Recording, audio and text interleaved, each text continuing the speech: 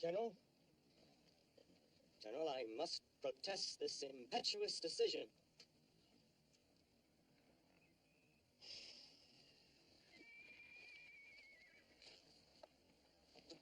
A Custer decision, impetuous. Grant called me impetuous too. A drunkard, sitting there in the White House, calling me impetuous. General, I implore you to reconsider. Think of the men whose lives depend upon you.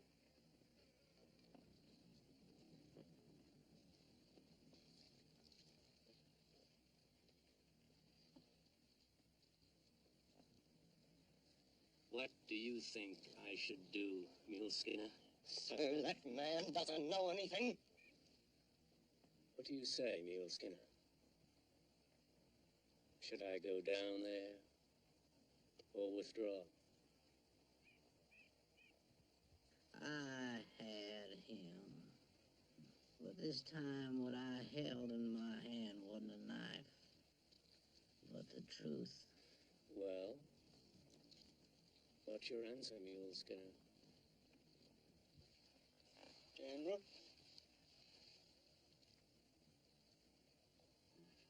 You go down there.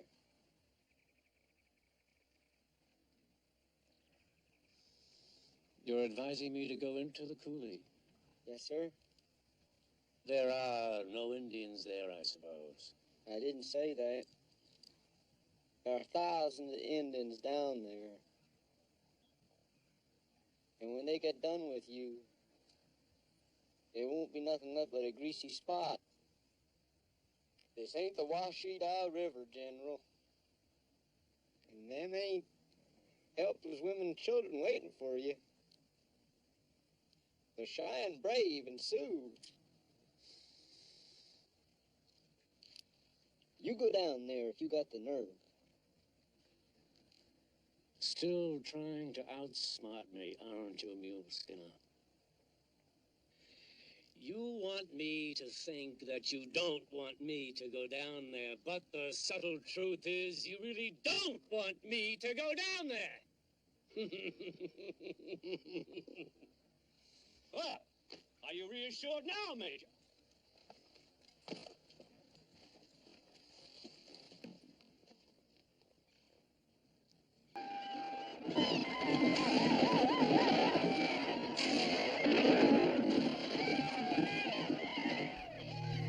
You remember General Custer and controversy that swirled around him back in the 60s or the 70s? I wanted to start this presentation off with the General Custer thing to give a graphical example of how historians can get things wrong. I remember my dad telling me that he was just a crazy brave general who took unnecessary chances, and he seemed to know, even with the fact that historical academia was saying that he was this great man that loved the Indians. And he knew better. I think that's always existed. People just know, but they don't really say anything about it. And he was hoisted up as a hero, and he got his rank by accident.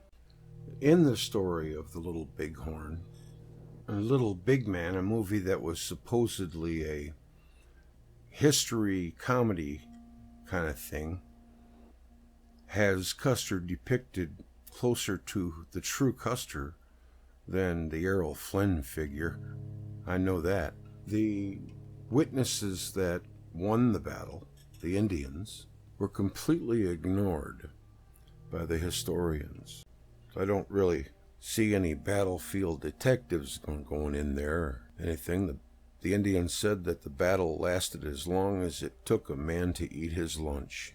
So I don't really think you could call it a battle. Maybe it was a rout. But Custer severely underestimated the Sioux and the Cheyenne, and they had superior firepower to him. The army wanted to save money, and they had all of these bullets left over from the Civil War for these single-shot carbines that they equipped their troopers with. And the Cheyenne warriors mostly were using Henry rifles and Spencer rifles, you name it. They had a whole gaggle of weapons. They had everything from flintlocks to repeaters. They outgunned and outmanned the U.S. 7th Cavalry. Custer was probably being foolhardy. Plus, it taught the U.S. military a vital lesson that they employed in every war after that. And that is, if you send more ammunition your enemy's way than they can send yours, you'll win the battle every time. For a long time, that's the way it was. And then in the 60s and 70s, it started to come out where, the Indians were starting to be listened to. And then the battlefield detectives went there sometime in the 90s, and they cataloged all of the bullets, and they pretty much knew from the entire schematic of how the bullets were laid out how it went. And the Indians finally are listened to. It's just like myth. The ancients, our historians think that it's just a bunch of nonsense, but yet we still can't duplicate buildings that they made all those years ago. Who knows how long ago, really. That was just an example of how things can be wrong. One party that's in charge doesn't even want to listen to the other side. They say there's 7 layers to truth, to everything. And even the layer that was underneath this layer was a Cheyenne saying. The Cheyenne, the Crow, and the Sioux were the main tribes that did the fighting. And the Cheyenne saying was, the Crow got the land, the Sioux got the glory, and we did the fighting and dying. I don't know how true that is, but the Cheyennes were called the human beings because they understood that a human being is the highest form of life on the earth that we know of, but we sure don't act.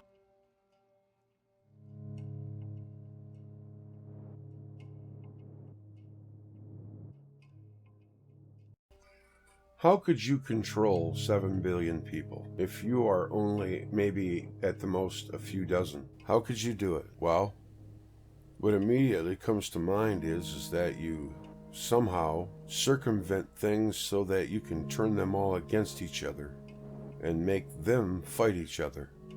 We call that playing both ends against the middle. And the more one delves into the mainstream chronology of historical events, the more one scratches one's head as to what is up with all this. Why is all of this getting ignored? There's that word again. Ignorant. Seems to be pretty rampant in the academic circles.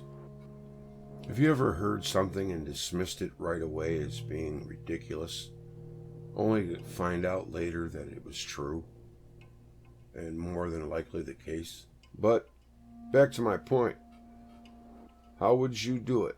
How would you be able to control 7 billion humans and you only have a couple of dozen? Well, the answer is pretty easy, and you got to leave anything about love or togetherness out of the picture. That's just lip service, while you do everything else contrary to that. I recently come across a group who is researching the work of Anatoly Fomenko. Now, Russians are interesting because they don't march to the beat of the Western drums. They march to their own beat. They gather their own evidence. And honestly, they're more honest and forthcoming than Western historians or scientists or cosmologists. They seem to really want to know the truth in certain cases, but they have their elements to deal with too. Since childhood, it's drummed into all of our heads that the Russians are bad people. And if you subscribe to anything they like, then you're a commie rat or whatever, a traitor. It's just propaganda.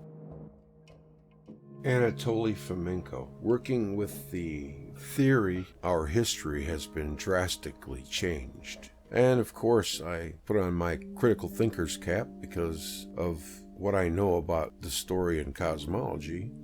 Plus, my interest always gets aroused when there is a controversy. It's just a thirst for knowledge, and that may not be conventional.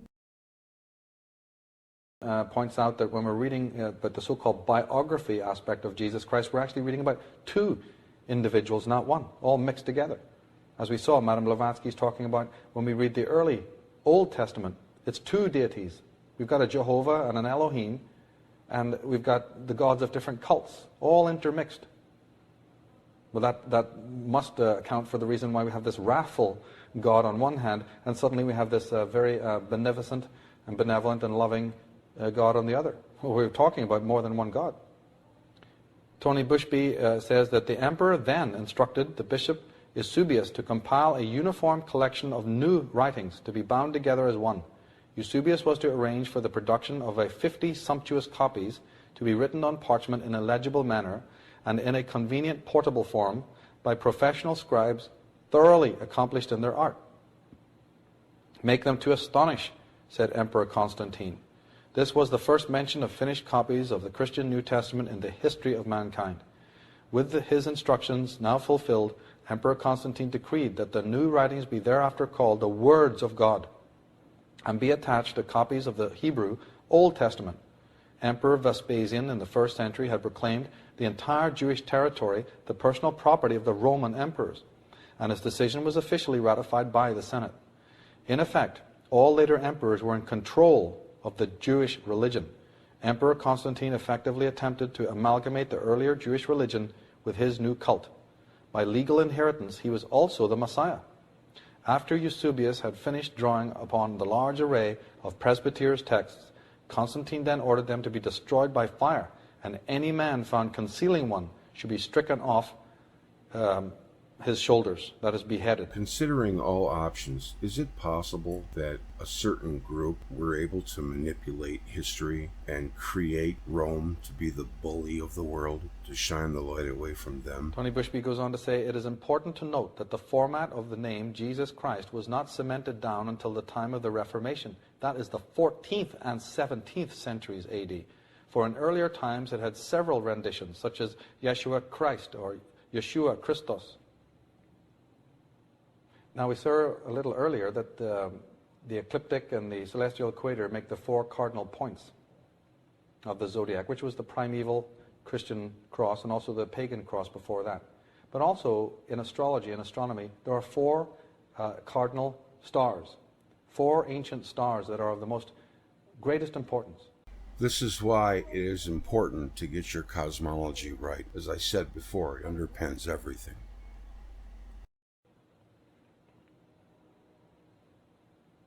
And they also make a cross in the heavens. They are Aldebaran, which means in Islamic, it's a Persian word that means the eye of the bull. That's in Taurus. We have Regulus, the great red eye of the lion. We have Antares in Scorpio. And we have Fomalhaut, that's one of the fishes in Aquarius. And these 4 great stars are the precursor, the origin of the 4 sons of Horus. Horus, the god of the old world, had 4 sons. And as we've noticed, many corporate logos, there's cars that go by the name of Forester, but of course if you really examine the word Forester, it actually says 4-star. There they are, the sons of Horus. There's Osiris sitting on his throne, the sun god, attended by his 4 sons, representing the cardinal points and also representing the 4 stars. So Osiris is the sun, just like Christ is the sun at the Last Supper, and the 4 cardinal points are there. The ecliptic and celestial equator intersect at 2 hypothetical points. When the sun arrives annually at these cross points, we have the spring and autumnal equinoxes. When the sun moves 90 degrees, that's 3 months from each of these, we have the 2 solstices. This is a very important point to remember. There it is again. The 12 signs of the zodiac, the earth in the middle, the sun that moves slowly along the belt of the 12 signs, and the 4 cardinal points.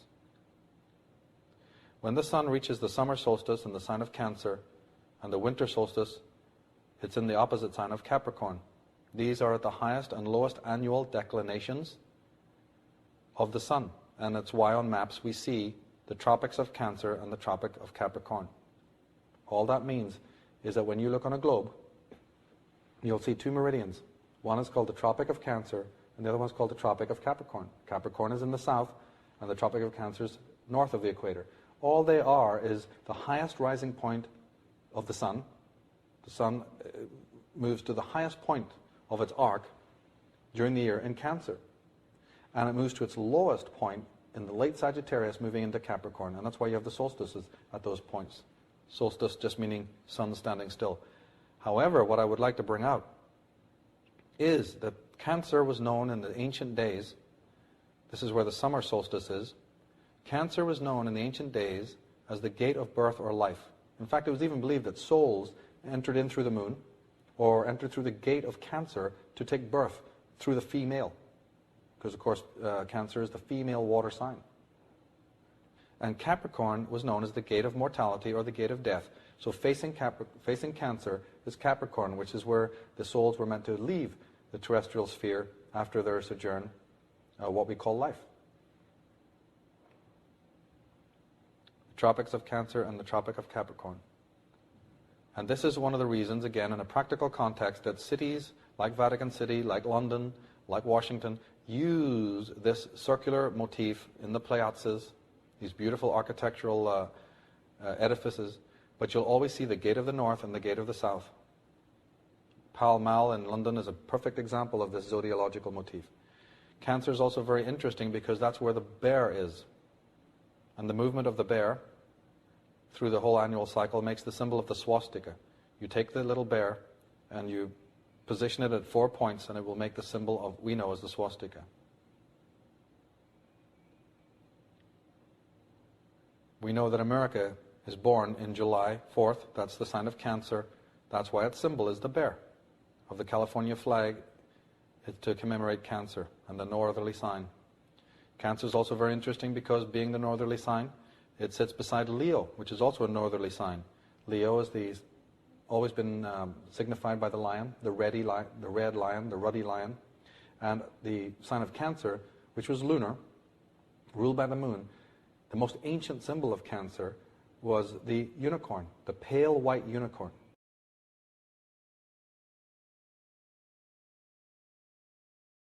So if you're a Cancer, you know that your symbol is the crab. But long before it was the crab, the symbol of the unicorn was the symbol. And that's why you see on royal heraldry, the royal families are all very aware of this. They design their cities this way, they put their throne rooms this way, and even their heraldry shows you the red lion of Leo right beside the unicorn of Cancer, the pale white moon.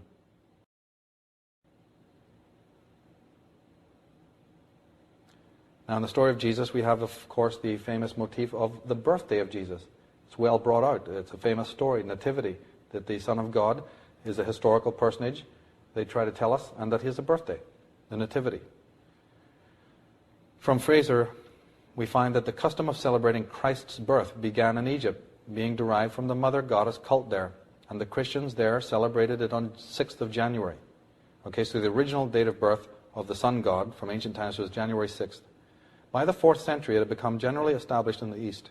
The Western Church had never recognized the 6th of January as the true date, and in time, its decision was accepted by the Eastern Church. At Antioch, this change was not introduced until 375 AD. Now, the reason why the Fathers transferred the celebration of the 6th of January to the 25th of December was this.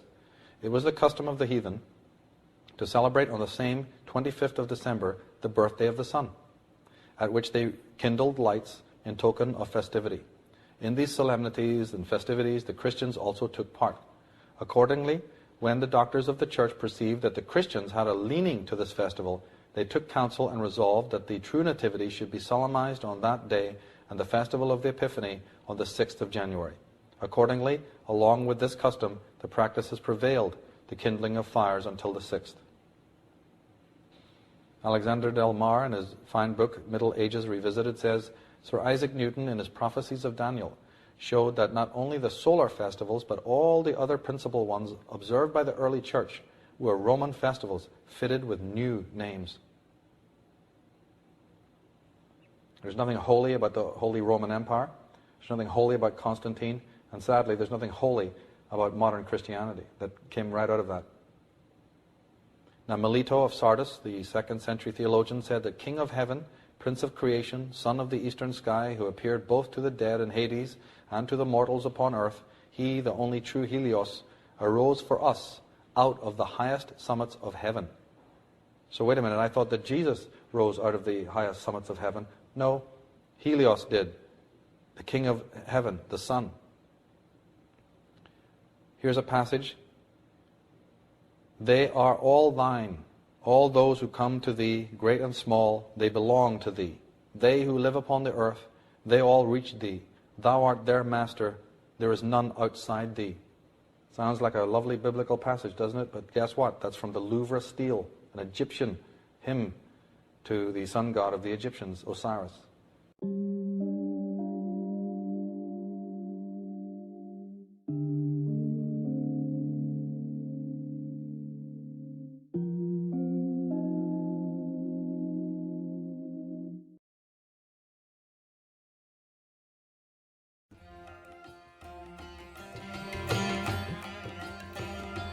The new chronology is a theory which argues that the conventional chronology of Middle Eastern and European history is fundamentally flawed, and that events attributed to the civilizations of Rome, ancient Greece, and ancient Egypt actually occurred during the Middle Ages, more than 1,000 years later. The central concepts of new chronology are derived from the ideas of Russian scholar Nikolai Morozov, 1854 to 1946, although work by French scholar Jean Hardouin, 1646 to 1729, can be viewed as an earlier predecessor. However, the new chronology is most commonly associated with the Russian mathematician Anatoly Fomenko. So there's a mathematician that's actually doing good work, born in 1945. Although published works on the subject are actually a collaboration between Fomenko and several other mathematicians, the concept is most fully explained in history, fiction, or science, originally published in 7 volumes. Seems he has a lot to say.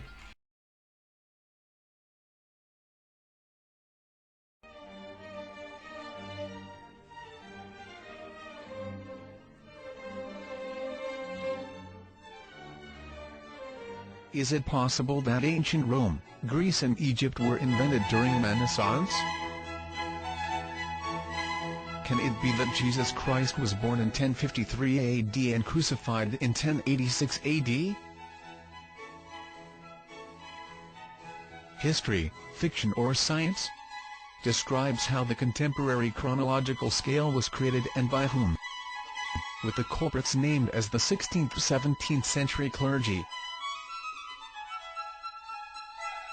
The well-known model of history has enjoyed the relentless attention of prominent critics ever since its creation, including respected people like Sir Isaac Newton and Jean Hardouin, the court librarian of Louis XIV, the Sun King of France.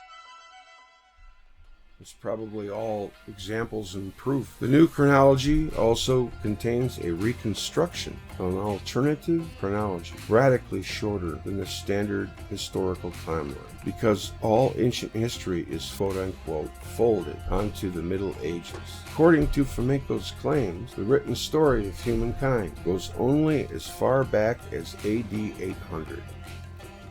There is almost no information about events between 800 and 1000, and most known historical events took place in AD 1000 to 1500.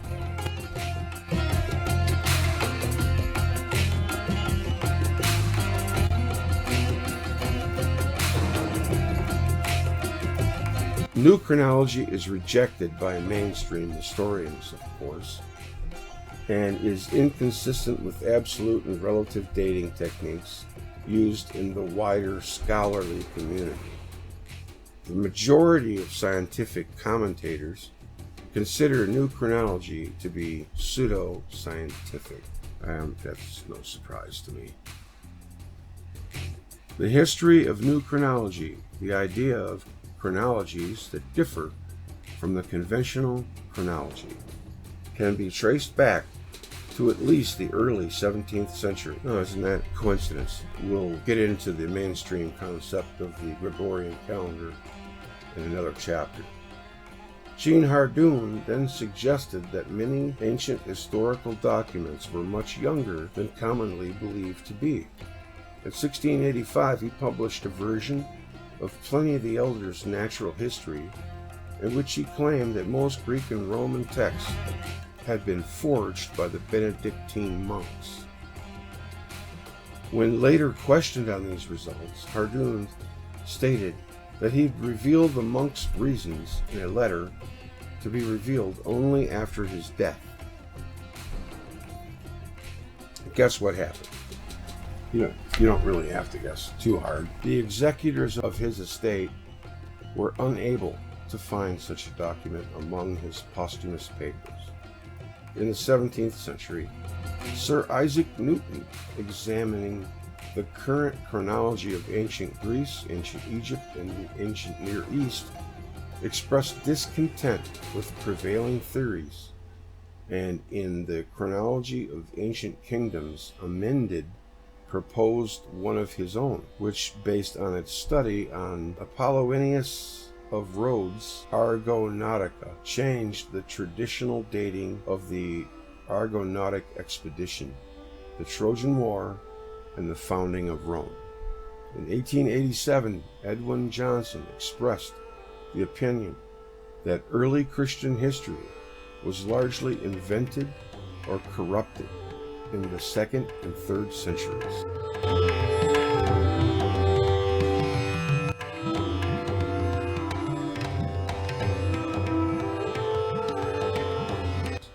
In 1909, Otto Rank made note of duplications in literary history of a variety of culture. Almost all civilized peoples have early woven myths around and glorified in pottery their heroes, mythical kings and princes, founders of religion, dynasties, empires, and cities. In short, their national heroes, especially the history of their birth and of their early years, is furnished with fantastic traits with a PH. The amazing similarity, nay, literal identity of these tales, often if they refer to different, completely independent peoples, sometimes geographically far removed from one another, is well known and has struck many an investigator. There's more, so check out New Chronology Flamenco on Wikipedia for the mainstream story.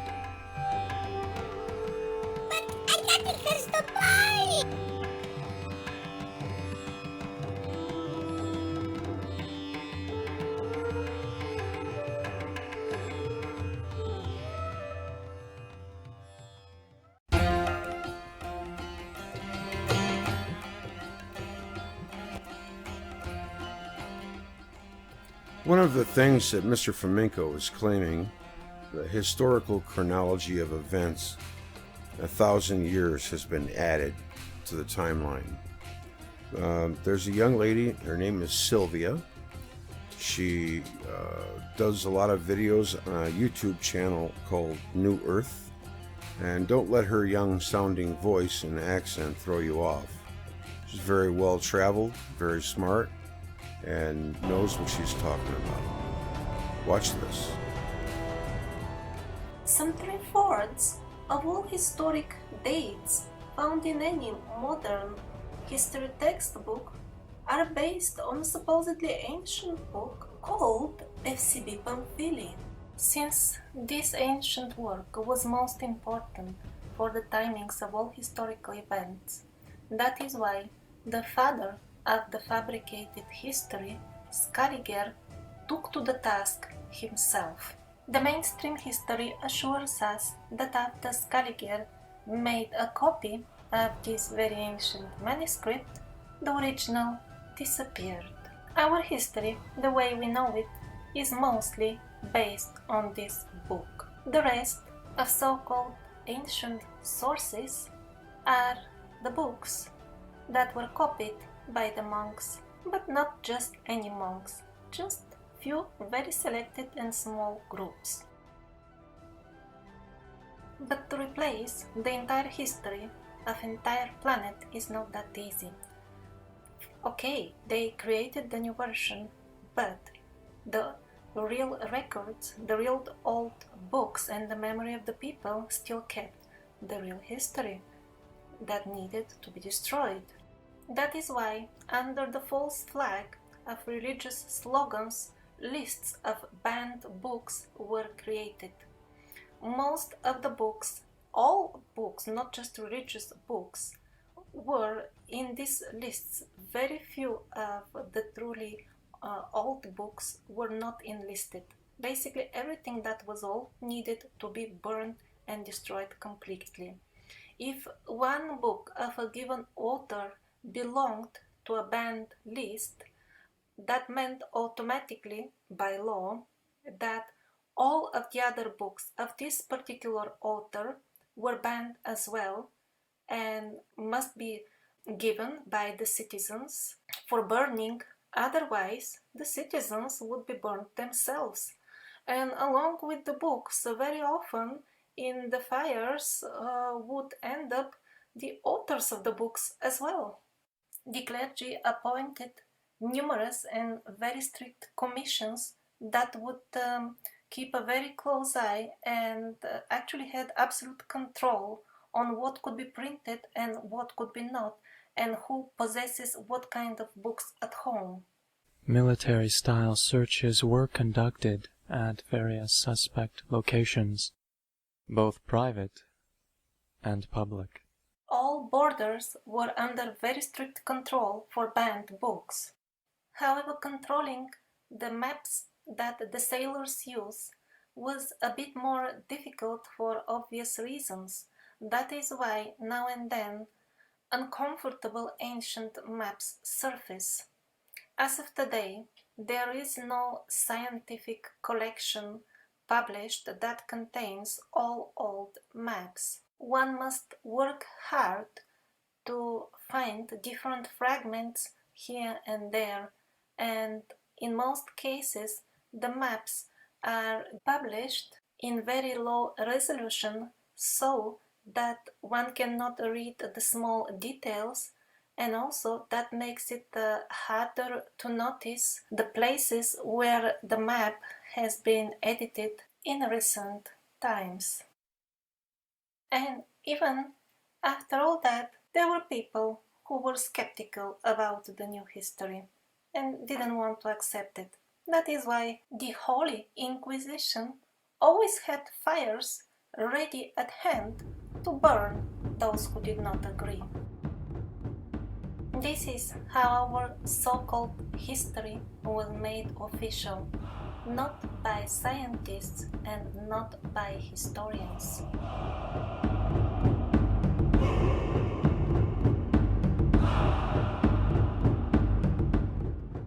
In more ancient time, the forces of evil, the parasitic forces, fought humanity openly, and everybody knew who fights whom.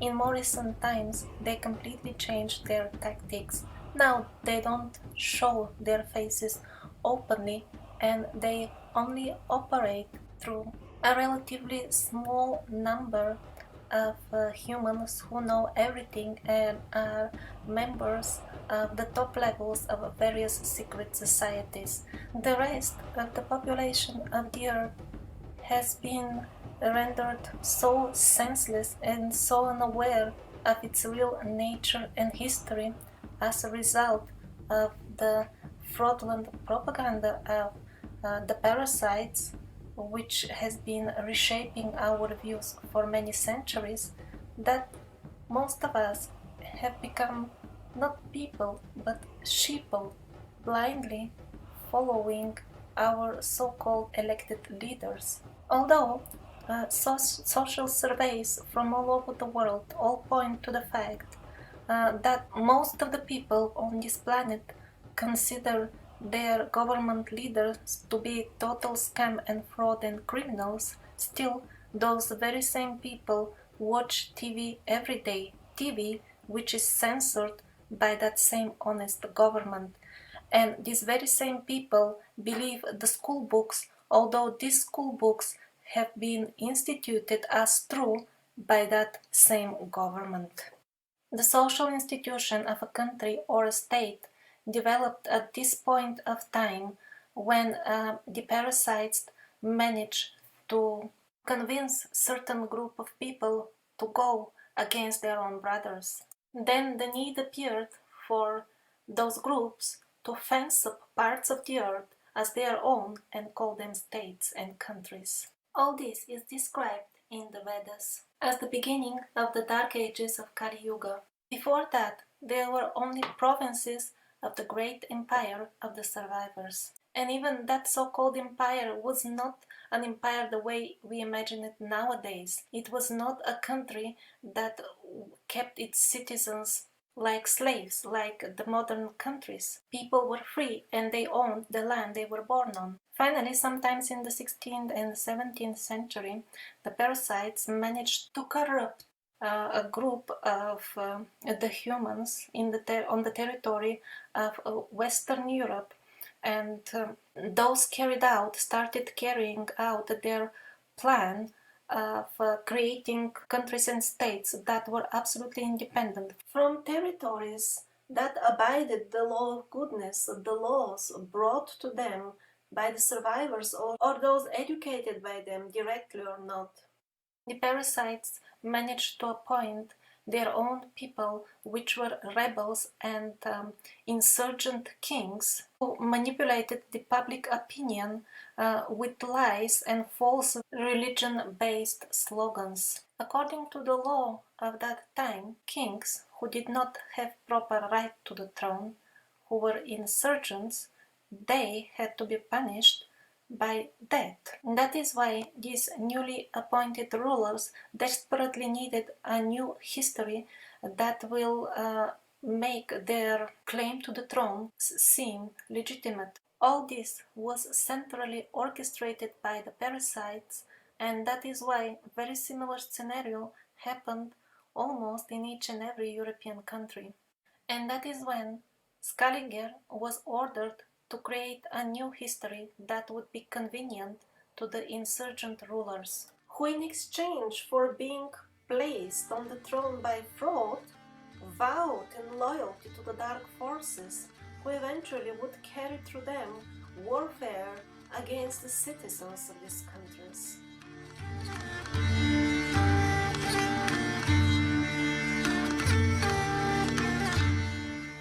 The newly fabricated history at that time was very close and similar to the real events that happened. However, the empire of the survivors and their glorious past was absolutely excluded from this history. Not only the memory of the empire was completely erased, but events that, although distorted, were still connected to it, were artificially, fraudulently sent away to the faraway past, and thus made look even more unimportant and irrelevant to the new historic reality that was imposed upon the people somewhere in the 16th and 17th century. The Society of the Flemish Jesuits issued 53 thick volumes with so-called ancient books that conveniently disappeared in various library fires after the copies of them were made by these Jesuits. Another big center of the so-called copy-making was the order of the Benedict monks. It is a well-known fact mentioned in those thick volumes themselves and accepted by mainstream historians that the monks were not merely making copies.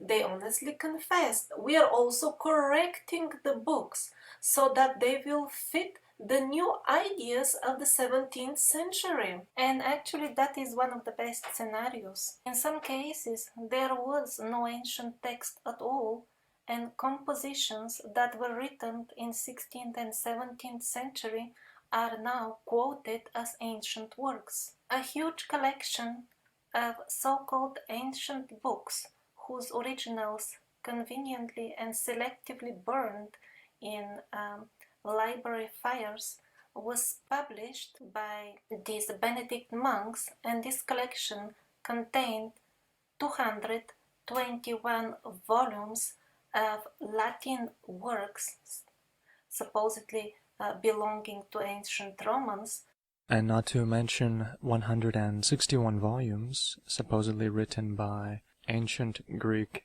authors.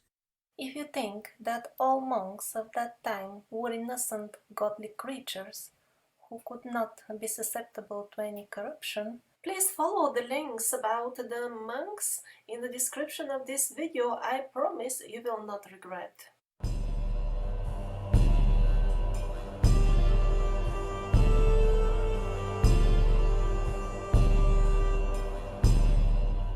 Let's get into the details of how the history of a full planet was shifted, for example, with 1,000 years back in time.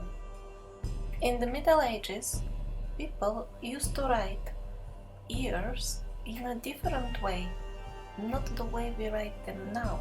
There were two ways in the Middle Ages to write the name of our Savior, Jesus Christ.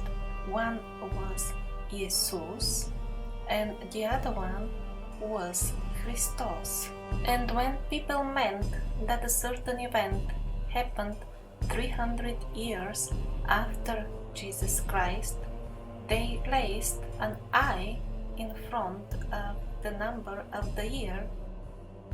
An alternative version was to place the letter X, and that originated from the name Christos, because that is how, till nowadays, the Slavic people call our Savior Jesus Christ. For example, Ludovici Elsevier is considered by the mainstream historians to be a Renaissance publisher. However, as we can see on their own emblem, the year is 595. Before this year, we see the letter I and a dot after it. This is obviously not the number 1. Another example, according to the mainstream history, this is 1521. However, if you pay attention, this is clearly the letter I. This is not the number 1, and it is separated with dots.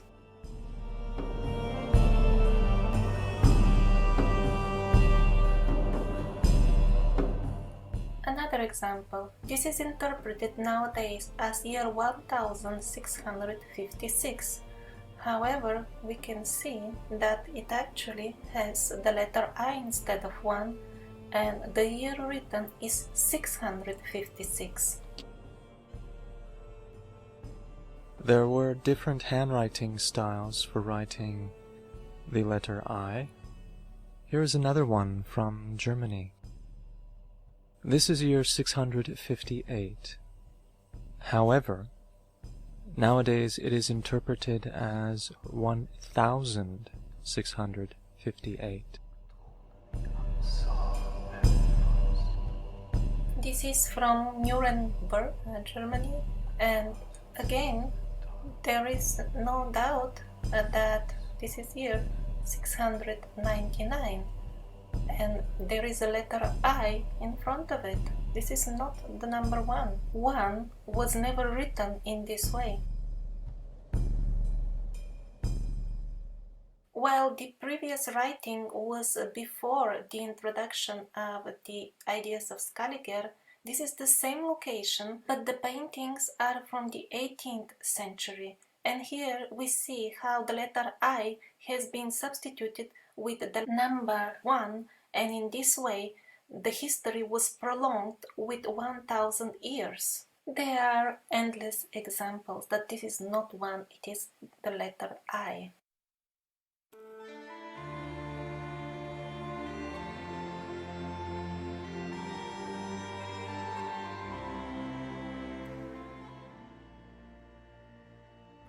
In some cases, the letter I, or in Slavic the letter X, was completely omitted.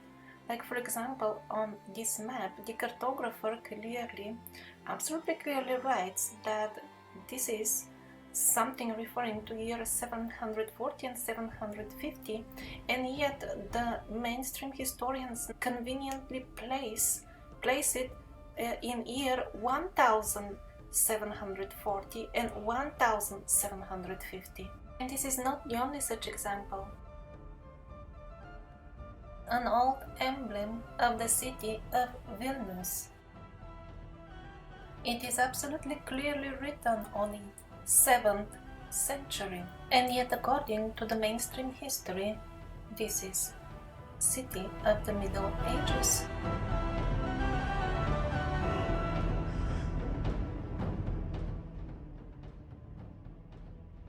Thousands of stone monuments are found on the Balkan Peninsula. They are called steci. Often they are classified as mysterious.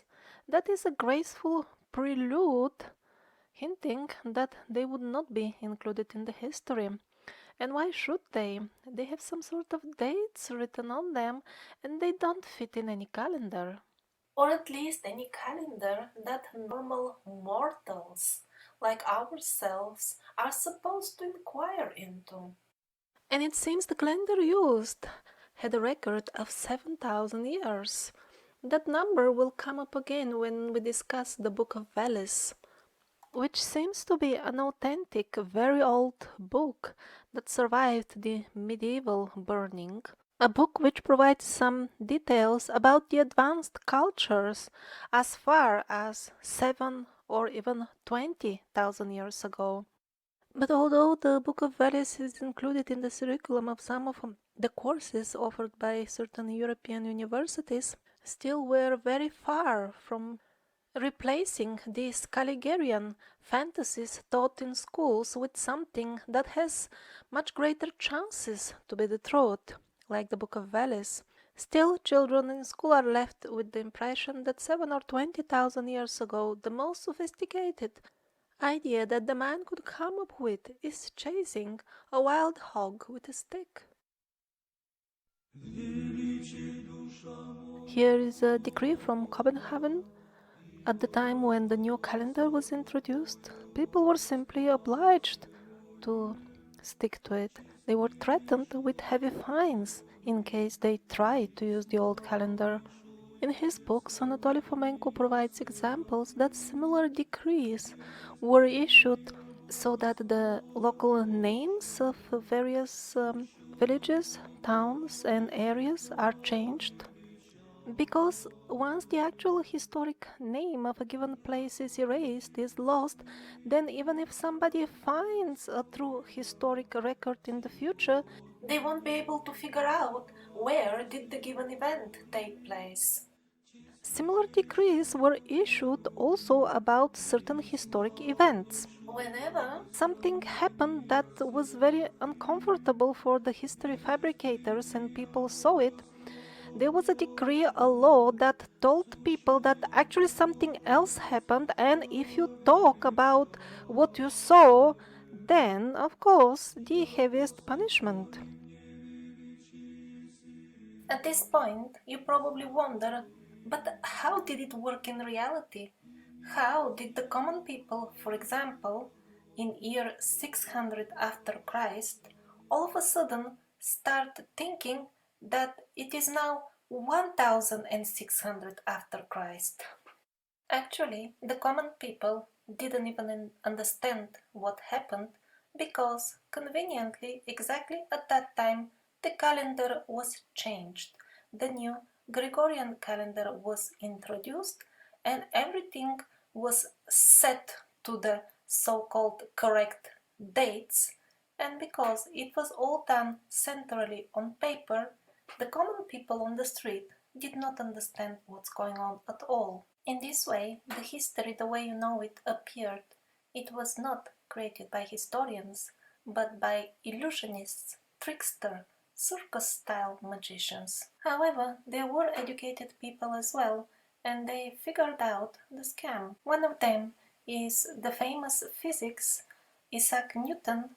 Somehow they conveniently miss to tell us that he was a chronologist as well. He was persistently arguing that the history of the kingdoms of Egypt has been artificially sent to past with 1800 years.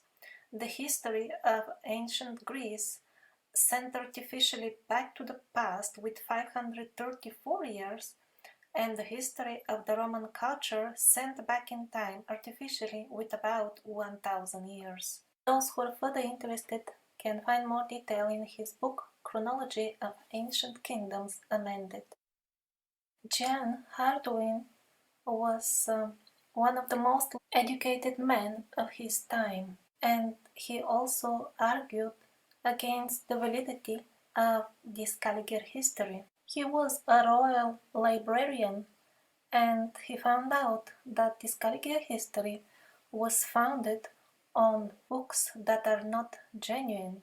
Actually, the list of scholars who doubted the genuineness of the theory of Scaliger is very, very long and continues to get longer nowadays very quickly.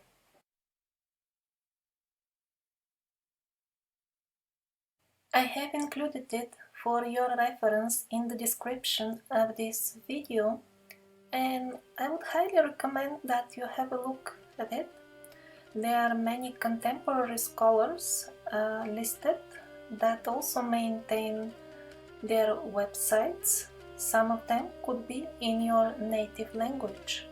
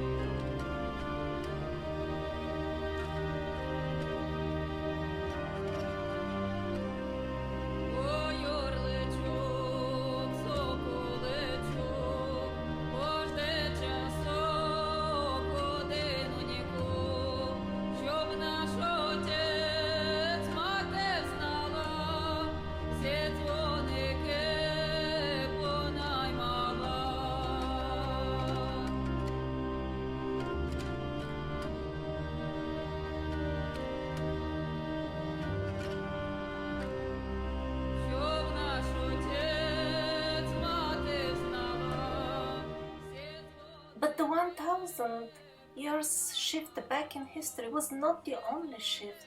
Actually, it was one out of the many. Local regional shifts of the histories of individual countries were also needed, and it all depended on what kind of forgery they can do to misplace the particular regional events in a way that people will naively believe it. Let's see one example. This is a document by the famous writer Lermontov. It is used as a proof for dating historic events. It is shown in the textbooks a very low resolution. There are dates indeed on this document, and it is actually an authentic document with the authentic writing of the famous author. However, if you pay a close attention to the numbers used to write the years, you will notice something strange. The number 3 is very unusual in both cases. If we see other documents of Lermontov, we can notice that he writes 3 in a completely different manner. It is becoming pretty obvious that the 7 has been made artificially to look like 3, and in this way a given historical event has been sent back in time with 40 years. This is how our so-called history was fabricated. Sending events back in time is extremely convenient for the parasites. It creates the illusion that things have always been like this. Creates the feeling of helplessness in the common people. They feel that they are being oppressed and manipulated. However, the authority of the parasites, represented by our rulers, so-called elected rulers, seems strong and long established. Not only the bloody parasitic phase in our history seems stronger and longer, but also the times when people were actually free seem even more distant and more elusive, as if they never existed. I have traveled a lot in my life, and in all countries, people are not happy with their rulers. They do not feel that the presidents and the governments are representing their real will. And yet, they feel powerless to do anything because they think that it has always been like this. One of the main purposes of this video is to make known to people, no, it was not like this always. And the times when we were free are much, much closer than everybody would expect. Mainstream history assures these are nothing else but devious, evil institutions created by the parasites with the sole purpose of organizing suicidal wars amongst people. For example, scientists, Americanologists like Leonard Adam, Carl Gense, Paul Rivet, Jose Imbellione, and many others, studied the Asian American parallels in art. They observed clear similarities in the motifs, ornaments, and stylized design of cultural artifacts between East Asia on one hand and the northwest coast of America and Mexico on the other. The similarities between the styles were too close for them to develop independently, just like that by chance. Later on, German and Austrian anthropologists who created the theory of the Kulturkreis, or culture circle or cultural field, people like Grabner, Schmidt, Ankerman, Cooper, and others tried to prove that the cultures of all the nations around the globe originated from 7 or 8 successive waves of migration of a gigantic scale emanating from a certain mysterious center which should be located somewhere in Europe or Asia. And these anthropologists concluded, unfortunately, nearly all of the parallels that we presented are of no use, as the chronological gap between them spans over many centuries. If, let's say, the lotus pattern from Amaravati, India, date to the 2nd century BC, their Mexican doubles from Chichen Itza were created somewhere around in the 12th century AD. In Cambodia, the step pyramid design appeared for the first time only in the 10th century AD, whereas in Mesoamerica that happened in the early 1st century BC. and it was only the mistaken Scaliger chronology which hindered these historians. Their observations about the cultural items were absolutely correct. However, they did not fit in the mistaken official chronology.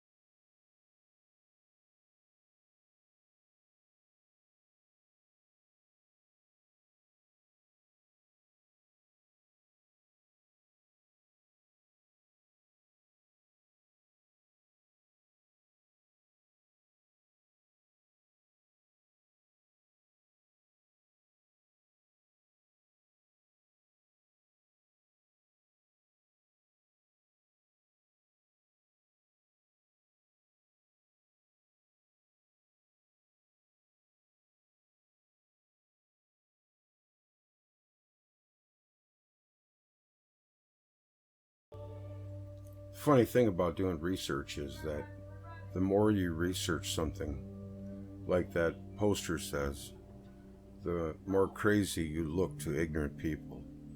I don't mean ignorant in a dumb sense, I just mean ignorant in a sense that they don't pay attention. Your average person would think any of this stuff is in left field. They just don't know any better. And that was probably the same case back then when they brought the new calendars out. I mean, this is totally feasible. It's in line with so many other things, too. It may be the reason why some people think that Velikovsky is wrong, but it turns out that he's not. This next guy that's going to talk for a few minutes, his name is Gunnar Heinzen, and he is finding the same results.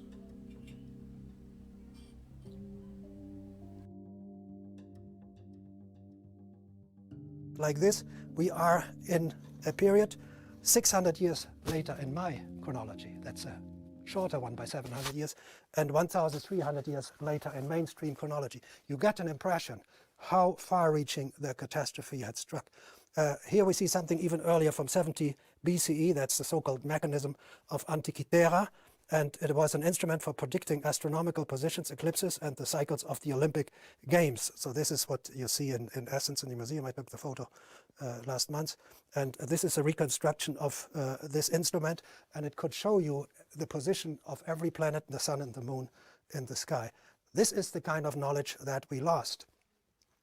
And the loss of this knowledge brings me, or at least you, to the question, so how was a return to counting of the years managed? Now, I believe in a very simple one. I'm not in favor of falsification, of faking, of just creation out of the blue sky. I think when the catastrophe shook somewhere around the 930s, and there was no scientific activity up to the 970s, 980s, maybe longer, then someday people would start counting the years again. And what did they know for sure was they were after Christ, that they understood. And I think they decided to choose a year as a new year one. And this year one is turned later in the year 1000. And why 1000 years? They might have thought, because in the Revelation of John again it is said that after 1000 years Christ and the devil in the valley of Armageddon will battle out the final fight in a major catastrophe. And maybe, it's a speculation, this catastrophe of the 10th century was seen as this, after 1000 years, the devil and Christ are fighting it out. And so they had a basis for a year one. And only later arrived the desire to fill these 1000 years with history. And that's when the composition began. So the authors had the very few sources on their table, and they had to put them in a sequence. Even in actuality, they lived in parallel. And this brings me to a few questions my son has asked, and I will focus on Christianity. The most important figure of Christianity is Paul the Apostle, Saul of Tarsus, a Jew from Tarsus, and he directed a radical movement all the way from Israel through Asia Minor to Greece and Rome without non-Christian sources ever mentioning him. It's a major problem in Christian history that the most important character, Paulus, is not known outside of the Christian books. But there's something interesting. 700 years after Paul, there's a major movement they call themselves the Paulicians, the followers of Paul. And they are in Asia Minor. They are right there where Paul was traveling and founding his churches and writing his letters to.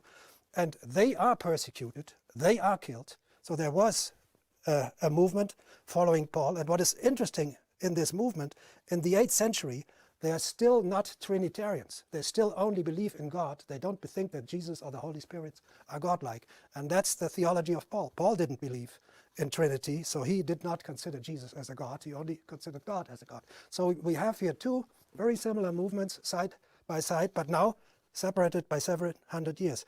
And if you bring back the sources used to fill 1,000 years from the vertical into the horizontal, suddenly you get real stories, you get real narratives. So here is Paul, and here is his movement.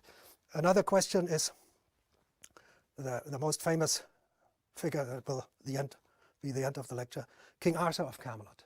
Everybody has seen movies about King Arthur of Camelot, and what do the historians tell us? John Myers, one of the leading British archaeologists of the last century, no figure on the borderline of history and mythology has wasted more of the historian's time.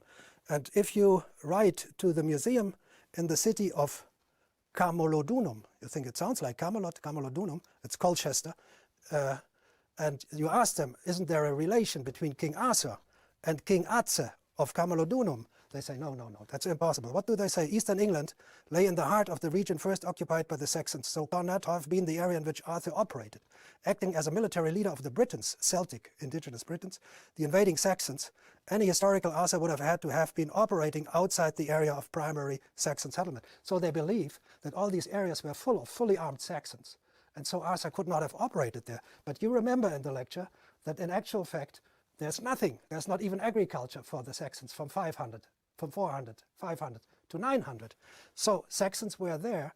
And what is interesting in the Saxons is that they have pottery from the late Latine period, 1st century before Christ. And this is the period of Atzedomarus of Camalodunum. He lives in the 1st century BC, and he has this pottery and he has his coins.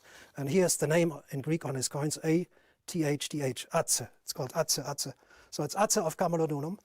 And now that you understand, he shares the same pottery with the Saxons that are dated to the time of Arthur, but are actually some 700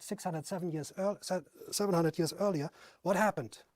When Julius Caesar attacked the British Isles in the 1st century BCE, he was not alone in trying to conquer the British Isles. He was competing with the Germans from the areas of Hamburg, Bremen, Flensburg. They were much closer, they were much better equipped to take the islands than the British. So they were fighting each other, and the local people, the Celtic, the Britons, they were in between. And they made an alliance with the Romans to fight off the Saxons. Thus, when Arthur of Camelot, who is Atze of Camalodunum, was fighting in the 1st century BCE, he was defending his own land. The Saxons were trying to take it. They had not yet settled there. They were trying to take it. They took it. He lost the battle. So we have another explanation here. And the final question of my son, it's one of the major enigmas of Jewish history. Ashkenazi Jews, they begin in the High Middle Ages, after 930 Common Era. Later they move to Poland, everywhere else. And the problem is that in the early Middle Ages, in their original area, in Germany, Belgium, France, in this area, there is no archaeological evidence for Jews from the 8th to the 10th century. So there's a hiatus of 300 years before the High Middle Ages. So they say if the Ashkenazi Jews begin here, and there are no Jews whatsoever in synagogue architecture for 300 years, they have nobody who could have been their forefathers. We have the same situation like in Jerusalem, where the Crusaders massacre Jews and Muslims, but in the stratigraphy of Jerusalem, you do not have Jews before this massacre occurs. So now when you understand that the Antiquity, late Antiquity, and early Middle Ages periods are not chronologically but stratigraphically like this, then all the hard evidence for Jews in this period belongs also to this period, where supposedly there is no hard evidence, which means that the Ashkenazi Jews are immediate followers of the Jews of the period that is now divided in Antiquity, late Antiquity, and early Middle Ages, but in actuality is one. Thank you for your attention.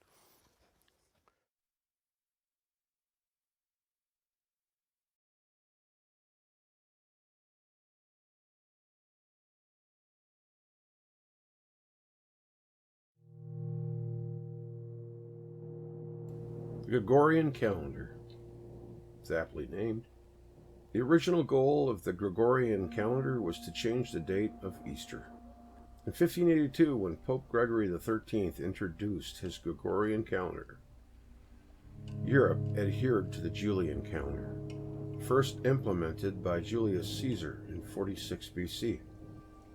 Since the Roman emperor's system miscalculated the length of the solar year by 11 minutes, the calendar had since fallen out of sync with the seasons. This concerned Gregory because it meant that Easter, traditionally observed on March 21st, fell further away from the spring equinox with each year. Leap years don't really occur every 4 years with the Gregorian calendar. The Julian calendar included an extra day in February every 4 years.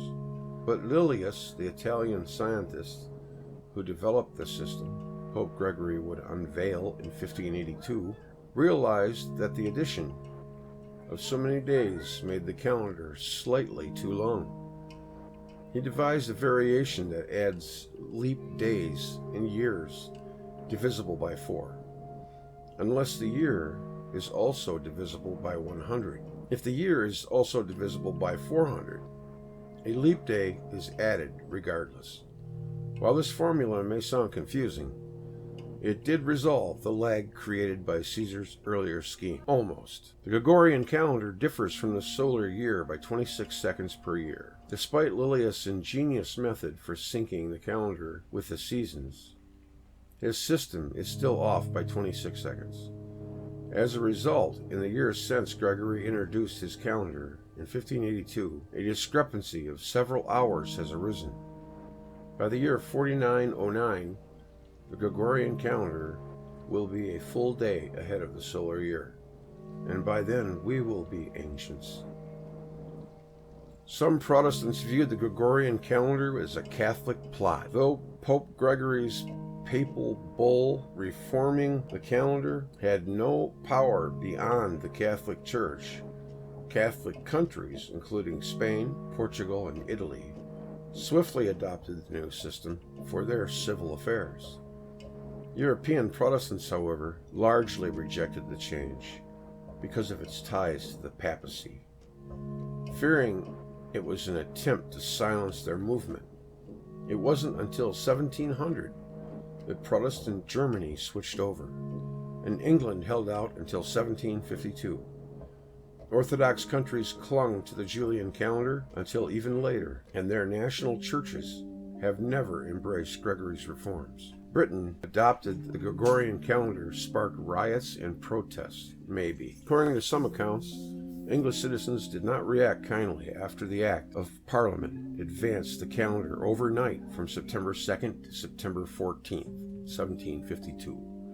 Rioters supposedly took to the streets demanding that the government give us our 11 days. However, most historians now believe that these protests never occurred and were greatly exaggerated. On the other side of the Atlantic, meanwhile, Benjamin Franklin welcomed the change, writing, "It is pleasant for an old man to be able to go to bed on September 2nd and not have to get up until September 14th. Before those to have occurred on. He asserts from this that all of the ancient history, including the history of Greece, Rome, and Egypt, is just a reflection of events that occurred in the Middle Ages, and that all of the Chinese and Arab history are fabrications of the 17th and 18th century Jesuits. He also claims that Jesus lived in the 12th century AD and was crucified on Joshua's Hill, that the Trojan War and the Crusades were the same historical event,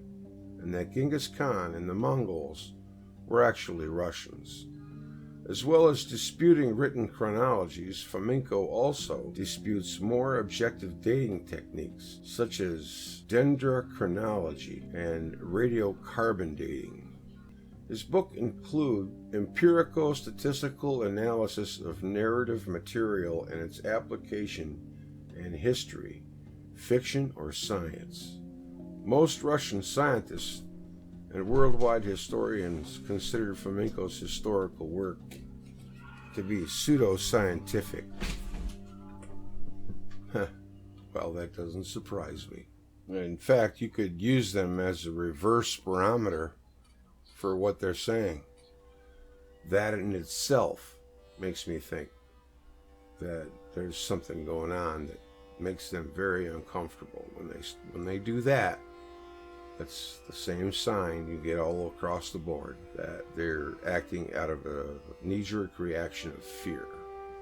Because if they were as confident in their theories as they say they are, then they would welcome any challenge to their information. But this is a usual tactic. They criticize and, stick them with the label of pseudoscience, or, just put it in the mystery bag and we don't have to look at it. They don't like new information because it threatens their bank account, and they probably have philosophy of why should I look at that and give up my home and car and have to go back to school and learn the right thing.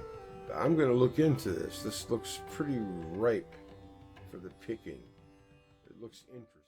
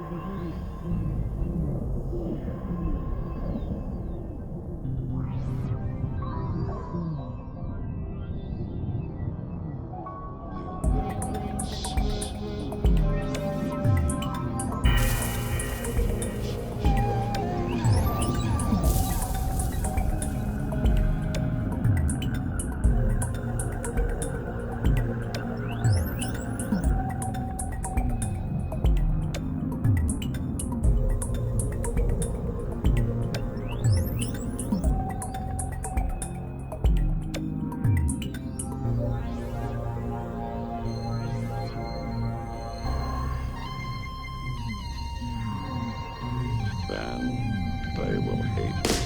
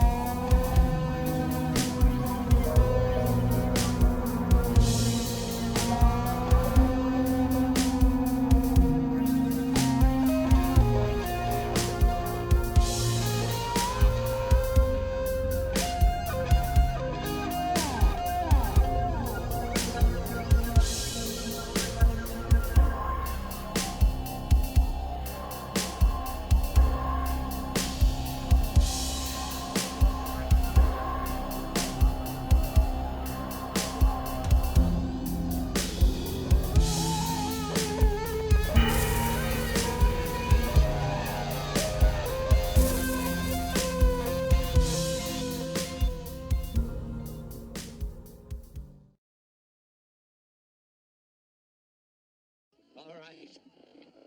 The sentence is death.